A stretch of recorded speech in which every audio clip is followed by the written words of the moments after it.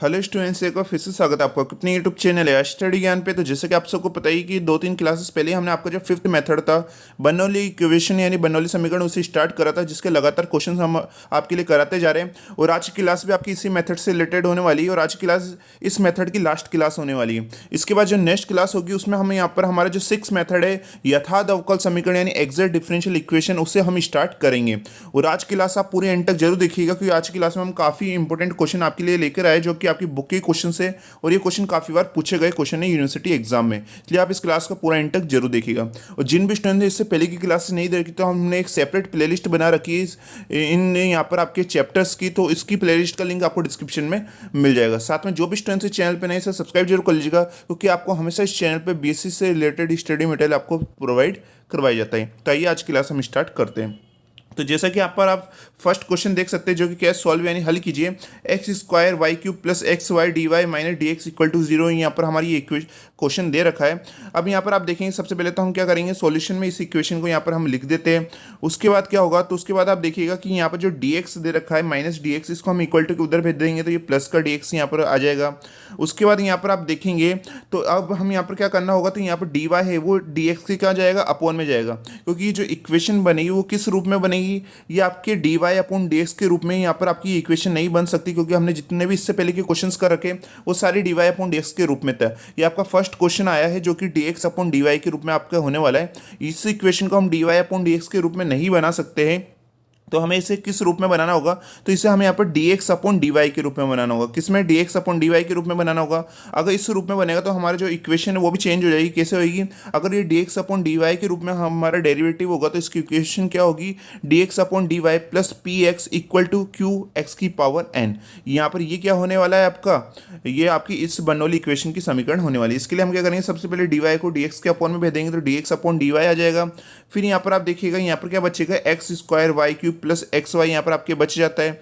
फिर हम क्या करेंगे, तो आप देखेंगे तो हम यहाँ पर जो एक्स वाई दे रखा है प्लस का एक्स वाई वो इक्वल टू उधर जाएगा, तो ये माइनस का एक्स वाई चेंज हो जाएगा। इक्वल टू में क्या बच जाएगा आपके, तो आप देखेंगे इक्वल टू में बच जाएगा एक्स स्क्वायर और वाई क्यूब यहाँ पर आपके बच जाता है। अब अगर आपका derivative d x upon D y के रूप में, तो हमारी बर्नौली इक्वेशन ये होती है d x upon D Y plus P x equal to Q x की पावर एन।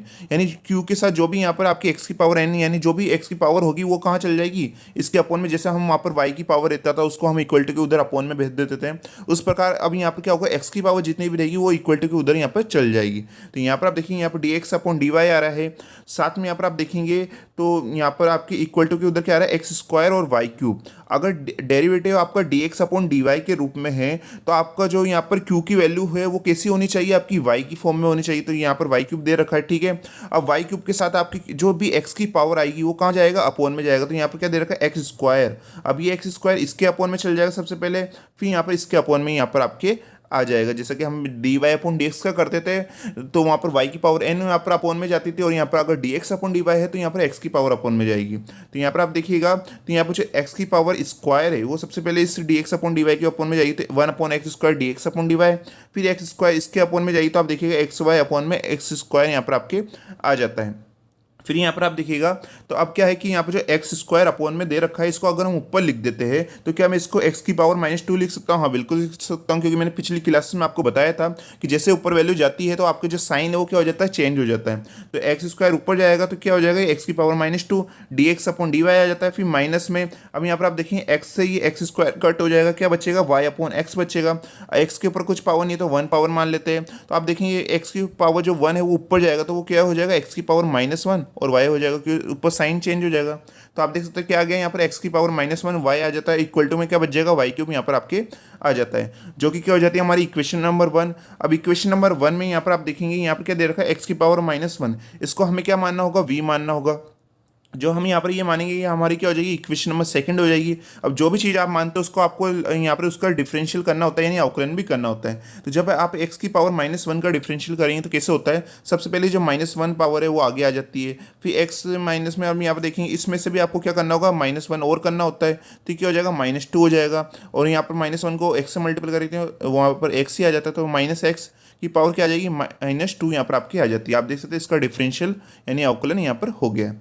और एक्स का करेंगे तो D x upon D Y आ जाएगा, क्योंकि यहाँ पर हम वाई के सापेक्ष कर रहे हैं। और वी का क्या हो जाएगा, D we upon D Y आ जाता है, जो कि क्या हो जाती है हमारी इक्वेशन नंबर थर्ड हो जाती है।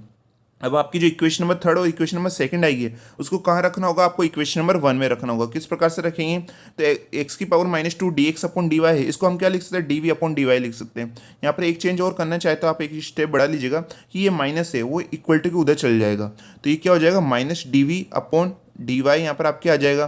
तो मैं इसकी जगह क्या लिख सकता हूँ, minus D we upon D y लिख सकता हूँ, हाँ बिल्कुल लिख सकते हैं। तो यहाँ पर minus D we upon d यहाँ पर आपके आ जाता है, जैसे कि यहाँ पर आप देखिएगा, इसको वाई कर लीजिएगा, ठीक है। यहाँ पर d we upon D Y यहाँ पर आपके आएगा। उसके बाद यहाँ पर आप देखिएगा, यहाँ पर है एक्स की पावर माइनस वन, इसकी जगह क्या आएगा, वी आएगा, तो ये क्या हो जाएगा, वी वाई बन जाएगा, हाँ बिल्कुल बन जाएगा, minus we Y equal to में क्या आएगा, वाई क्यूब आएगा, जैसे कि यहाँ पर आप देख सकते हैं। तो यहाँ पर हमारी इक्वेशन क्या बन चुकी है कि minus D we upon D Y, यहाँ पर इसे डी वाई करना है, और minus we Y equal to Y cube आ चुका है। अब आप देखेंगे यहाँ पर जब भी डेरिवेटिव माइनस में आता है, मैंने आपको कहा था, तो इसको पूरी इक्वेशन को माइनस से मल्टीपल कर लीजिए, या सभी इक्वेशन के यहाँ पर बाकी की यहाँ पे स्टेप के क्या कर दीजिए, साइन चेंज कर दीजिए। तो यहाँ पर आप देखें ये माइनस था तो ये प्लस हो जाएगा, यहाँ पर ये प्लस था तो ये माइनस यहाँ पर आपके हो जाएगा। तो आप देख सकते हैं यहाँ पर प्लस आ गया और यहाँ पर माइनस यहाँ पर आपके आ जाता है। तो हमारी इक्वेशन क्या आ जाएगी, डी वी अपॉन, यहाँ पर इसको भी डी वाई करना है, ओके।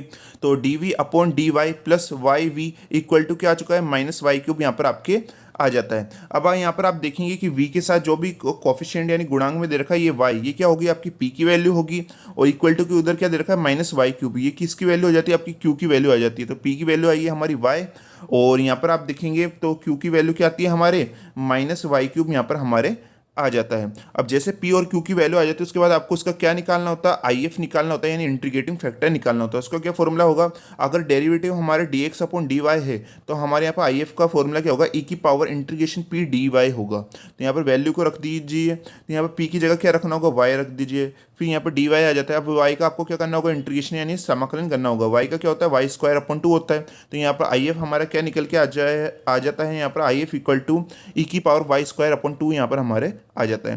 तो जैसे आपके IF आ जाता है उसके बाद आपको सॉल्यूशन का फॉर्मूला लगाना होता है। सॉल्यूशन का फॉर्मूला क्या है, यहाँ पर हमारे V I F equal to integration Q I F D Y plus C होता है। अब यहाँ पर सभी वैल्यू को रखना होगा, तो v की वैल्यू की जगह v की वैसे ही रखना है, इसको हम बाद में रखेंगे v की वैल्यू। उसके बाद आप देखेंगे कि IF की जगह क्या आ जाता है हमारे e की power y square upon two, जो कि अभी हमने निकाला, क्यू की वैल्यू अभी हमने निकाली थी माइनस वाई क्यूब, इसे रख देते हैं। IF की वैल्यू भी अभी हमने निकाली, डी वाई प्लस सी यहाँ पर आपके आ जाता है। फिर यहाँ पर आप देखेंगे यहाँ पर माइनस लगा हुआ है, तो माइनस को हम इंटीग्रेशन के बाहर ले जाते हैं। यहाँ पर आप देख सकते हैं इंटीग्रेशन के बाहर यानी समाकलन के बाहर माइनस आ जाता है। फिर इस वाई क्यूब को हम किस प्रकार लिख सकते हैं, वाई डॉट वाई स्क्वायर, जैसा कि हमने पिछली क्लास में भी करा था, जिससे हम वाई स्क्वायर को क्या मान पाए, यहाँ पर हम टी यहाँ पर रख पाए, इसलिए हमने करा है। फिर यहाँ पर देखें ई की पावर क्या आ रहा है, वाई स्क्वायर अपॉन टू आ रहा है, डी वाई प्लस सी यहाँ पर हमारे आ जाता है। अब हम यहाँ पर क्या करेंगे कि हमारे यहाँ पर जो वाई स्क्वायर अपॉन टू दे रखा है इसको क्या मान लेते हैं, हम टी मान लेते हैं। वाई स्क्वायर अपॉन टू को हम यहाँ पर क्या मान लेंगे, टी मान लेंगे। और जब हमें जो भी चीज़ हम मानते हैं उसका डिफरेंशियल भी करना होता है, तो वाई स्क्वायर अपॉन टू है, इसका यहाँ पर आपको डिफरेंशियल यानी अवकलन करना है, तो क्या हो जाएगा, वन बाई टू का तो वन बाई टू रहेगा, वाई स्क्वायर का टू आ जाएगा, वाई का डी वाई, और इक्वल टू टी का करेंगे तो डी टी यहाँ पर आपके आ जाता है। फिर आप देखेंगे तो टू से टू कट हो जाएगा, यानी वाई डी वाई की जगह आप क्या लिख सकते हैं, डी टी यहाँ पर आप लिख सकते हैं। तो यहाँ पर आप देखिएगा कि इस y और dy की जगह क्या आ जाएगा, dt आ जाएगा, तो यहाँ पर हमने dt लिख दिया है। उसके बाद देखें e की power y square upon two, y square upon two की जगह t लिख सकते हैं, तो ये क्या हो जाएगा, e की पावर t हो जाएगा। तो यहाँ पर आप देख सकते हैं e की पावर t भी आ गया है। फिर यहाँ पर आप देखेंगे इस वाई स्क्वायर की जगह क्या लिखे, तो यहाँ पर आप ये इक्वेशन देखिएगा, ये इक्वेशन क्या है, y square upon two equal to t. अगर इसे हम क्रॉस मल्टीपल कर दें यानी टू को उधर भेज दें हम, तो यहाँ पर वाई स्क्वायर की वैल्यू क्या निकल के आती है, y square equal to two t यहाँ पर आपके आ जाता है। यानी हम वाई स्क्वायर की जगह क्या लिख सकते हैं, टू टी लिख सकते हैं, तो हम वही लिखेंगे, इस वाई स्क्वायर की जगह हम टू टी यहाँ पर लिख देते हैं। अब टू क्या है, कांस्टेंट वैल्यू है यानी अचर वैल्यू, तो इसको हम यहाँ पर बाहर ले जाते हैं और टी हम यहाँ पर अंदर रख देते हैं। तो आप देख सकते हैं हमारी यहाँ पर ये इक्वेशन आ जाती है, इक्वल टू की इधर यहाँ पर सेम स्टेप चलेगी। अब यहाँ पर माइनस टू इसको हम बाहर रख देंगे, और यहाँ पर जो अंदर आपकी क्या है, टी ई की पावर टी। अब आप डायरेक्ट देख के पहचान सकते हैं कि टी हमारा फर्स्ट होता है क्योंकि ये एल्जेब्रिक फंक्शन है, और ई की पावर टी कैसा है, यहाँ पर एक्सपोनेंशियल फंक्शन यानी घातांक के रूप में, तो ये सेकंड आएगा। ओके, तो अब इसका हमें खंडेशर समाकलन करना है यानी इंटीग्रेशन बाय पार्ट वाला फॉर्मूला लगाना है। वो क्या कहता है, यहाँ पर आप फॉर्मूला देखिएगा, सबसे पहले ये माइनस टू इसको बाहर रख देते हैं, ब्रैकेट लगाते हैं। फिर यहाँ पर देखें टी यानी जो फर्स्ट होता है उसको पहले यहाँ पर रखते हैं, फिर सेकंड वाले का इंटीग्रेशन, तो सेकंड वाले का इंटीग्रेशन कर दिया, फिर माइनस का साइन, फिर यहाँ पर जो फर्स्ट वाला है उसका टी के सापेक्ष यहाँ पर इंटीग्रेशन, फिर सेकंड वाले का दोबारा इंटीग्रेशन, जो यहाँ पर डी टी प्लस यहाँ पर आपके आ जाता है। अब इसे सॉल्व कीजिए, तो यहाँ पर ई की पावर टी का ई की पावर टी हो जाएगा, यहाँ पर टी का टी के सापेक्ष ही इंटीग्रेशन करेंगे तो 1 आ जाएगा। यहाँ पर ई की पावर टी का इंटीग्रेशन करेंगे तो ई की पावर टी आ जाएगा। जब 1 को ई की पावर टी से मल्टीपल करेंगे तो दोबारा ई की पावर टी यहाँ पर आपके आ जाता है। फिर नेक्स्ट स्टेप में देखिएगा तो यहाँ पर जब ई की पावर टी का दोबारा इंटीग्रेशन यानी समाकलन करेंगे तो वो दोबारा ई की पावर टी यहाँ पर आपके आ जाएगा। फिर यहाँ पर देखिए इन दोनों में से हम क्या करते हैं, ई की पावर टी को कॉमन ले लेते हैं। ई की पावर टी कॉमन आएगी तो ब्रैकेट में क्या आ जाएगा, t-1 और प्लस सी यहाँ पर आपके आ जाता है। अब ये स्टेप आ गई है। उसके बाद आपको क्या है, जो भी चीज़ आप मानते हो उसे आपको लास्ट में रखना भी होता है। तो हमने वी किसको माना था, तो आप इस शुरुआत में स्टेप में देखेंगे तो हमने वी एक्स की पावर -1 को माना था। तो इस वी की जगह हम एक्स की पावर -1 रख देते हैं। फिर ई की पावर y² इक्वल टू में -2 ई की पावर टी और ब्रैकेट में क्या आ जाता है t-1 प्लस सी यहाँ पर आपके आ जाता है। उसी यहाँ पर आप देखिएगा एक्स की पावर -1 ई की पावर y² इक्वल टू में -2 और ई की पावर यहाँ पर आप टी की जगह आपको क्या रखना होगा y²/2, क्योंकि यहाँ पर आपने देखिएगा शुरुआत में हमने y²/2 को क्या माना था, टी माना था। तो टी की जगह हम दोबारा वैल्यू क्या रख देंगे, y²/2 रख देंगे। यहाँ पर भी टी की जगह y²/2 आ जाता है, -1 या प्लस यहाँ पर आपके आ जाता है। फिर नेक्स्ट सिस्टम में देखिएगा यहाँ पर एक्स की पावर -1, तो क्या मैं एक्स की पावर -1 को 1/x लिख सकते हैं, हाँ बिल्कुल लिख सकते हैं, ठीक है। तो यहाँ पर क्या आ जाता है 1/x आ जाता है। फिर ई की पावर y²/2 इक्वल टू में -2 ई की पावर y²/2 और ब्रैकेट में वहाँ पर सेम स्टेप यहाँ पर आपकी आ जाती है।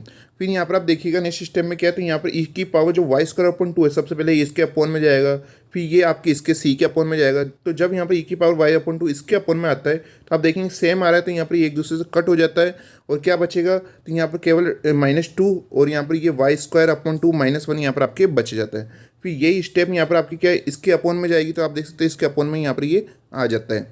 फिर नेक्स्ट देखिएगा आप, तो यहाँ पर क्या होगा कि जैसे ये -2 है इस y²/2 से अंदर मल्टीपल होगा तो 2 से 2 कट हो जाएगा, क्या बचेगा -y² बच जाता है।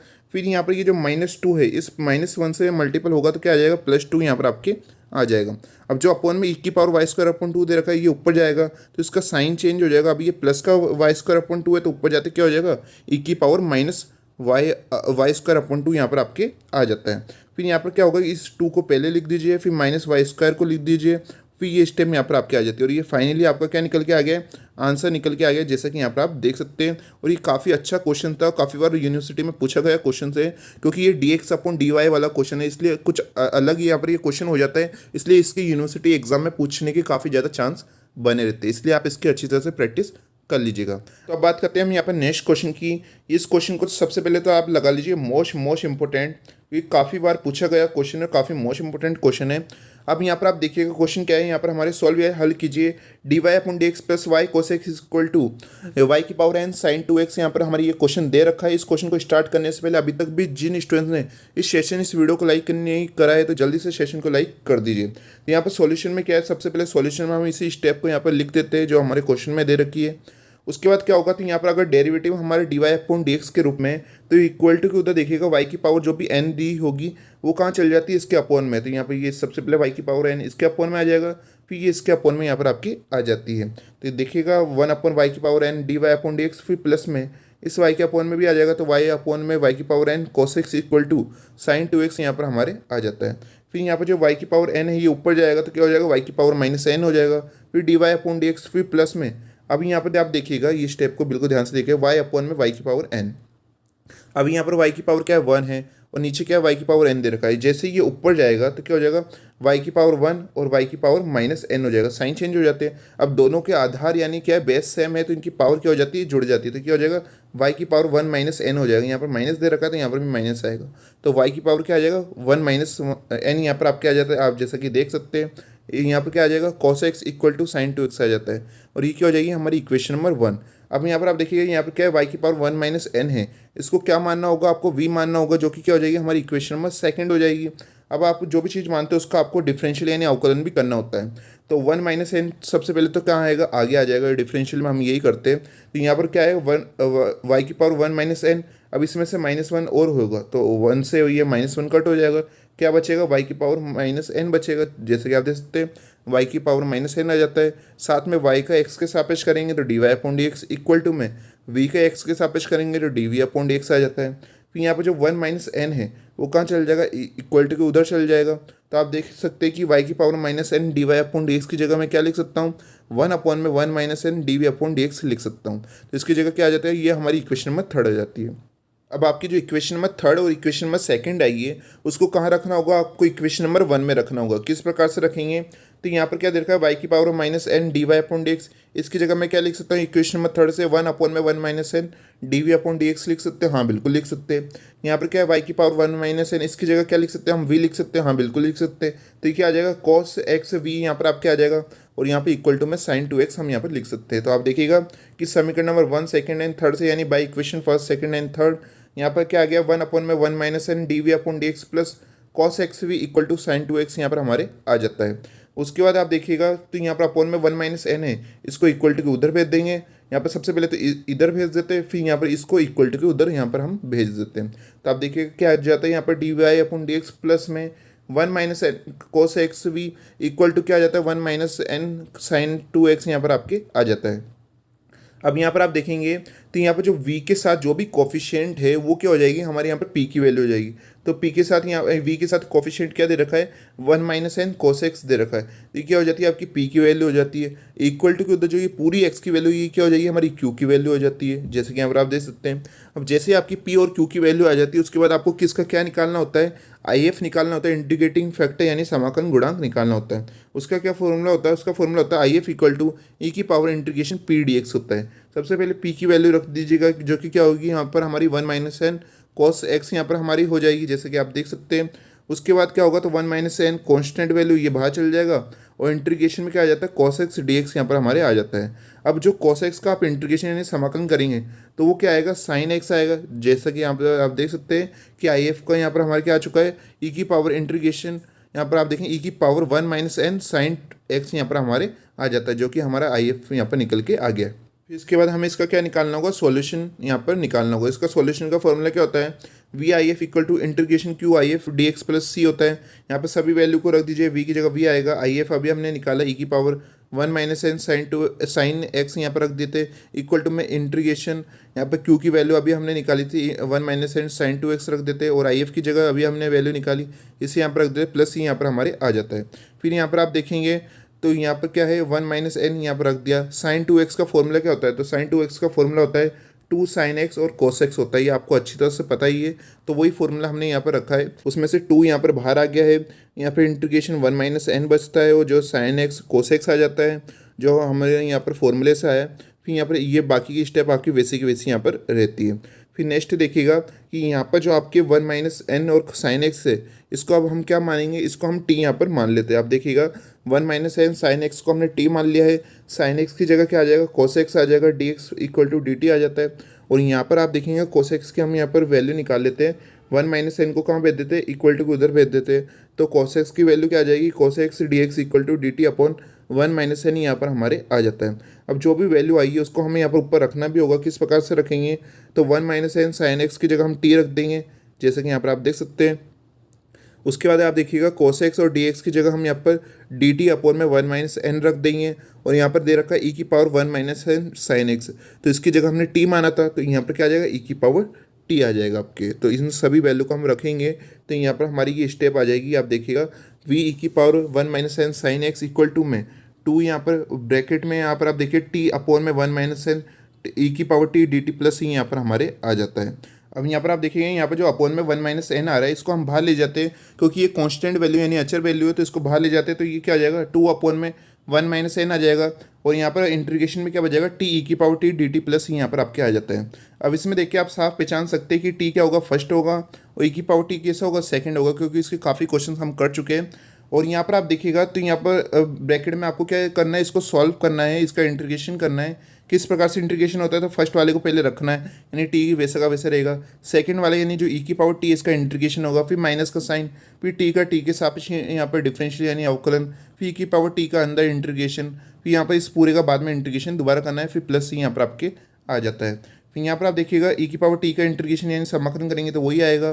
फिर यहाँ पर इसका D t upon D T क्या हो जाता है वन हो जाता है, फिर ई की पावर टी का इंटीग्रेशन करेंगे तो दोबारा ई की पावर टी आ जाएगा, इसको इससे मल्टीपल करेंगे तो इंटीग्रेशन में क्या बच जाता है इंटीग्रेशन ई की पावर टी यहाँ पर आपके आ जाता है।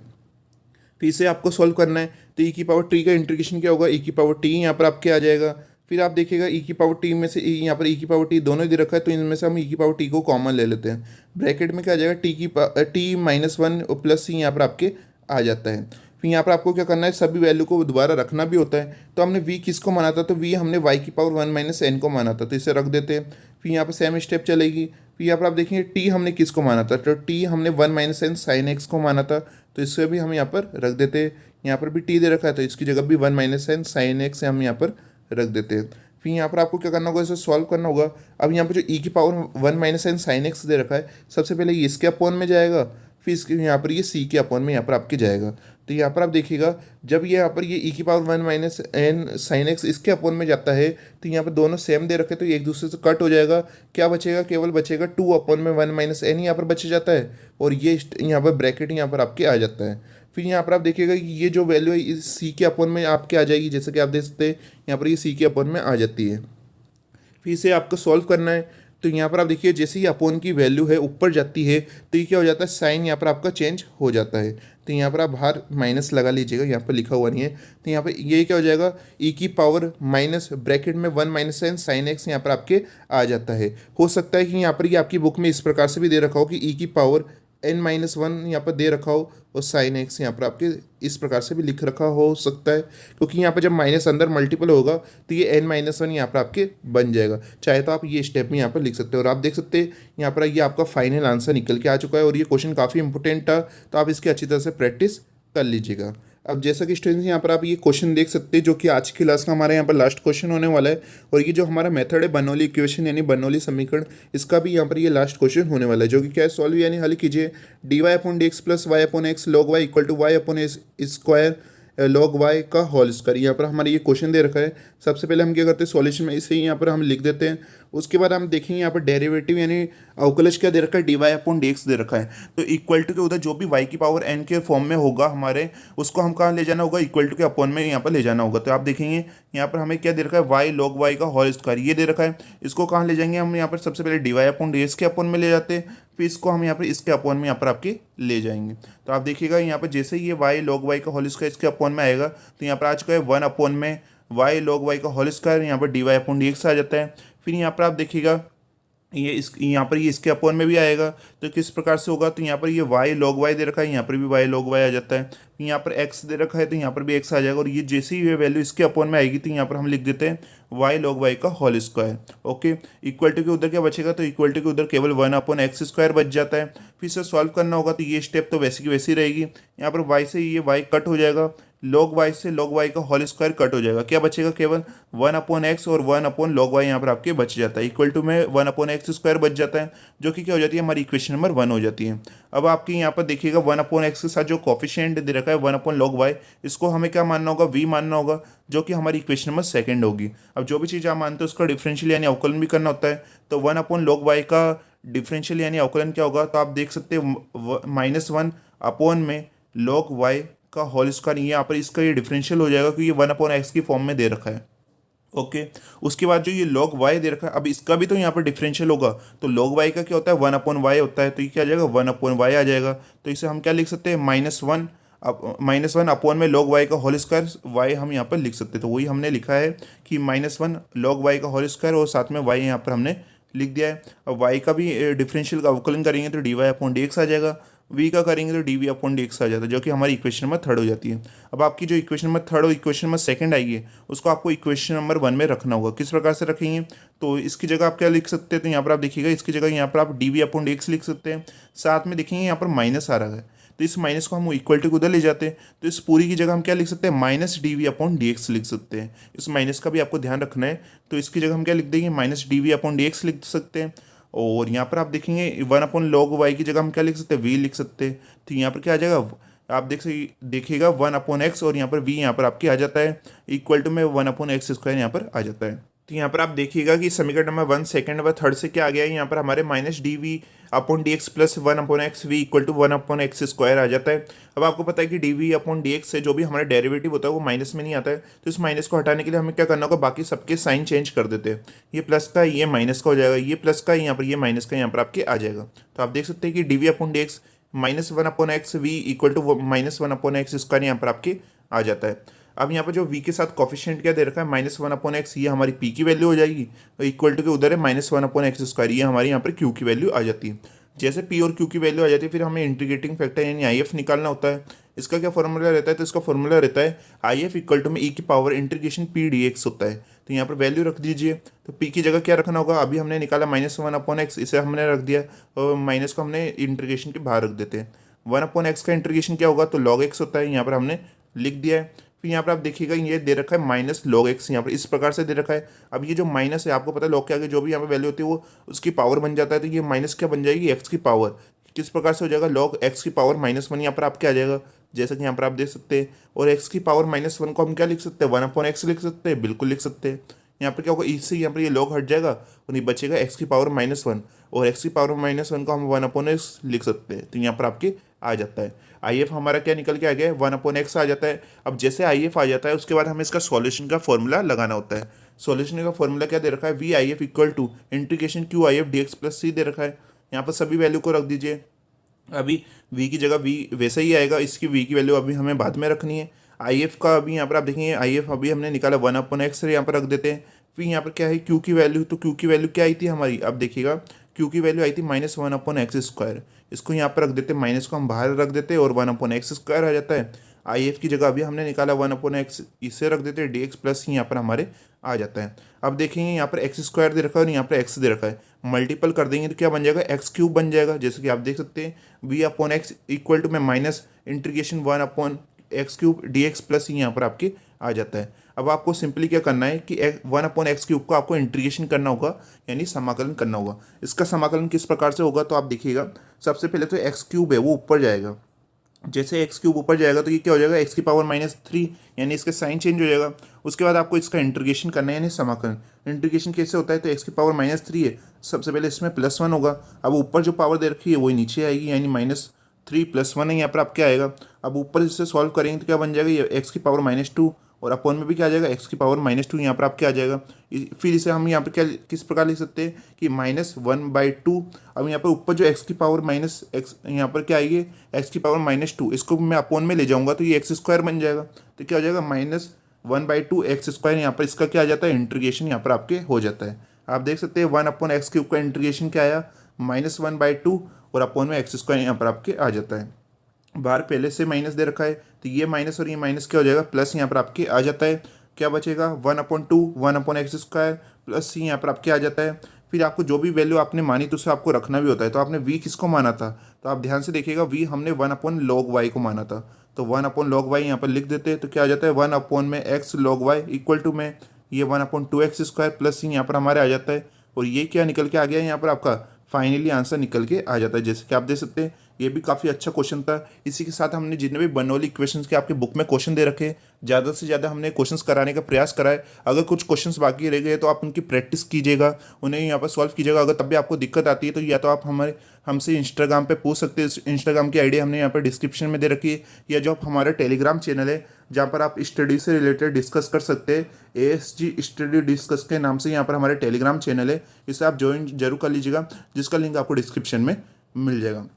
वहाँ पर आप जो भी आपको क्वेश्चन पूछना हो आप उसकी इमेज भेज दीजिएगा, जैसे हमें टाइम मिलता है हम आपको उसका सॉल्यूशन प्रोवाइड करवा देंगे, या तो आपको वहाँ पर आपको PDF प्रोवाइड करवा देंगे, या फिर हम आपको वीडियो सॉल्यूशन के द्वारा हम यहाँ पर आपको यहाँ पे इसका सॉल्यूशन प्रोवाइड करवा देंगे। तो आपको कमेंट करके जरूर बताना है कि आज की क्लास आपको कैसी लगी। सभी स्टूडेंट्स को कमेंट जरूर करना है, क्योंकि आपकी कमेंट हमारे लिए यहाँ पर काफ़ी ज़्यादा जरूरी रहती है, जिससे हमें पता लगता है कि स्टूडेंट्स को समझ में आ रहा है या नहीं आ रहा है। इसलिए आपको कमेंट जरूर करनी है, साथ में इस वीडियो इस सेशन को लाइक करना ना भूलें। और नेक्स्ट क्लास होगी उसमें हमारे यहाँ पर जो हमारा 6th मेथड है एग्जैक्ट डिफरेंशियल इक्वेशन, यानी यथार्थ अवकल समीकरण, जो कि मोस्ट इंपॉर्टेंट होता है। ये पूरे चैप्टर में सबसे इंपॉर्टेंट मेथड ही आपका यही होता है, इसलिए आपको इसको बिल्कुल ध्यान से इस नेक्स्ट क्लास को जरूर देखना है, जिसका लिंक आपको डिस्क्रिप्शन में मिल जाएगा। तो मिलते हैं नेक्स्ट क्लास में, तब तक के लिए पढ़ते रहिए और सीखते रहिए।